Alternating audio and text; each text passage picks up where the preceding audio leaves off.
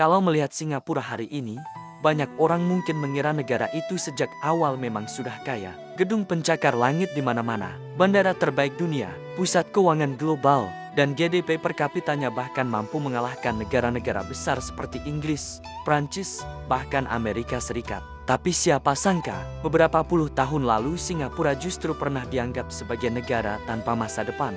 Negaranya kecil, tidak punya sumber daya alam, air bersih saja harus impor. Pengangguran tinggi, permukiman kumuh tersebar di mana-mana. Dan yang paling menyakitkan, saat terpisah dari Malaysia tahun 1965, banyak pihak percaya Singapura tidak akan mampu bertahan hidup lama sebagai negara merdeka. Bahkan momen itu begitu emosional sampai Lee Kuan Yew menangis di televisi nasional ketika mengumumkan perpisahan Singapura dari Malaysia.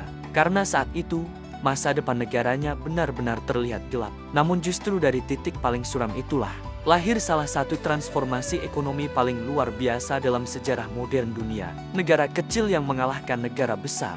Hari ini, Singapura menjadi salah satu negara terkaya di dunia. GDP per kapitanya mencapai puluhan ribu dolar AS, jauh di atas sebagian besar negara berkembang, bahkan melampaui banyak negara maju barat.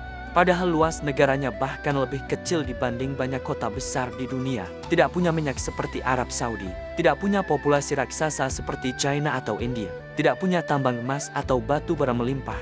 Lalu pertanyaannya, bagaimana mungkin negara sekecil itu bisa menjadi pusat kekayaan global? Jawabannya ternyata bukan karena keberuntungan, tetapi karena strategi jangka panjang yang sangat disiplin. Analisis mendalam, Singapura kaya bukan karena SDA, tapi karena sistem. Banyak negara kaya bergantung pada sumber daya alam. Tetapi Singapura sadar sejak awal bahwa mereka tidak punya kemewahan itu.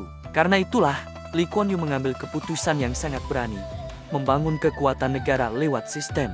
Dan fondasi pertama yang dibangun adalah pemberantasan korupsi. Ini bagian paling penting yang sering diremehkan banyak negara berkembang. Lee Kuan Yew memahami satu hal sederhana, investor tidak akan datang ke negara yang sistemnya kacau. Karena dalam dunia bisnis global, kepastian hukum jauh lebih penting dibanding pidato politik. Maka Singapura bergerak sangat keras melawan korupsi. Bukan sekadar slogan, tetapi benar-benar dijadikan budaya pemerintahan. Pejabat yang korup dihukum berat, birokrasi dibuat cepat, proses bisnis dipermudah. Dan yang menarik, gaji pejabat dibuat sangat tinggi agar mereka tidak tergoda korupsi. Kebijakan ini dulu sempat dikritik, tetapi hasilnya sekarang terlihat jelas. Singapura berhasil membangun reputasi sebagai salah satu negara paling bersih dan paling stabil di dunia. Dan begitu reputasi itu terbentuk, uang global mulai masuk. Singapura menjual kepercayaan. Inilah rahasia terbesar yang jarang dibahas. Singapura sebenarnya tidak menjual sumber daya alam. Mereka menjual trust atau kepercayaan. Orang kaya dunia menyimpan uang di sana karena merasa aman. Perusahaan global membuka kantor di sana karena merasa sistem hukumnya jelas. Investor masuk karena birokrasi mereka efisien. Dalam ekonomi modern, kepercayaan adalah aset paling mahal. Dan Singapura berhasil membangun itu selama puluhan tahun. Sekarang bahkan negara ini menjadi salah satu pusat pengelolaan kekayaan terbesar dunia bersama Swiss dan Hong Kong. Artinya, uang dari seluruh dunia parkir di Singapura. Dan ketika uang global berkumpul di satu tempat, efek ekonominya luar biasa besar.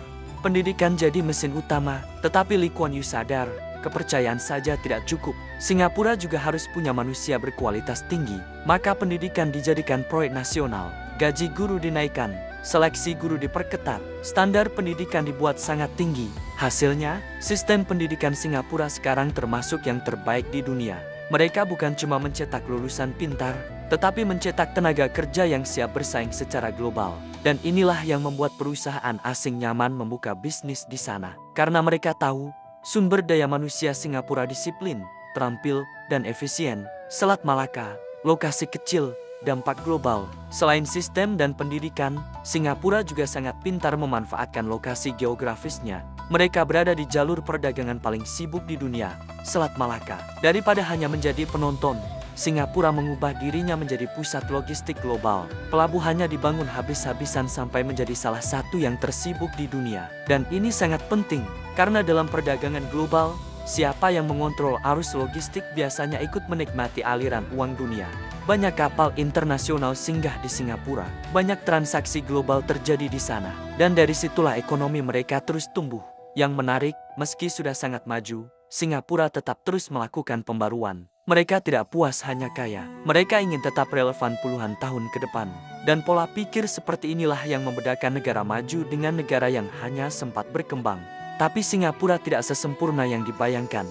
Di balik semua kemewahan itu, ada sisi lain yang jarang terlihat di media sosial. Biaya hidup di Singapura sangat mahal. Harga rumah tinggi, mobil sangat mahal. Tekanan kerja juga ekstrem. Bahkan ada survei yang menunjukkan banyak orang kaya di Singapura justru mengalami stres tinggi dan work-life balance yang buruk. Ini menunjukkan satu hal penting. Kaya tidak selalu berarti hidup lebih santai. Karena ekonomi kompetitif seperti Singapura menuntut ritme hidup yang sangat cepat. Dan itu adalah harga yang harus dibayar untuk mempertahankan posisi mereka sebagai pusat ekonomi global. Pelajaran besar untuk negara berkembang. Jika dilihat lebih dalam, keberhasilan Singapura sebenarnya memberi pelajaran yang sangat penting bagi banyak negara berkembang. Bahwa kemajuan tidak selalu dimulai dari sumber daya alam. Kadang yang paling menentukan justru kualitas sistem, pendidikan, kepastian hukum, dan keberanian melawan korupsi. Karena sebanyak apapun kekayaan alam suatu negara, kalau sistemnya bocor, hasilnya sering tidak maksimal. Sebaliknya, Singapura membuktikan bahwa negara kecil tanpa SDA pun bisa menjadi raksasa ekonomi dunia jika dikelola dengan disiplin dan visi jangka panjang. Jadi, apa rahasia sebenarnya Singapura? Bukan cuma pelabuhan, bukan cuma pajak rendah, bukan cuma gedung mewah. Rahasia terbesar Singapura adalah konsistensi membangun sistem yang dipercaya dunia selama puluhan tahun. Dan mungkin itulah alasan mengapa negara kecil ini bisa berubah dari pulau miskin yang dulu diragukan masa depannya, menjadi salah satu simbol kesuksesan ekonomi terbesar di Asia. Terima kasih sudah menonton sampai akhir. Kalau menurut kalian, apa pelajaran terbesar yang bisa dipelajari Indonesia dari keberhasilan Singapura? Tulis pendapat kalian di kolom komentar. Jangan lupa like, subscribe, dan aktifkan lonceng notifikasi untuk update terbaru seputar geopolitik, ekonomi global, dan strategi negara-negara dunia hanya di Inside Daily.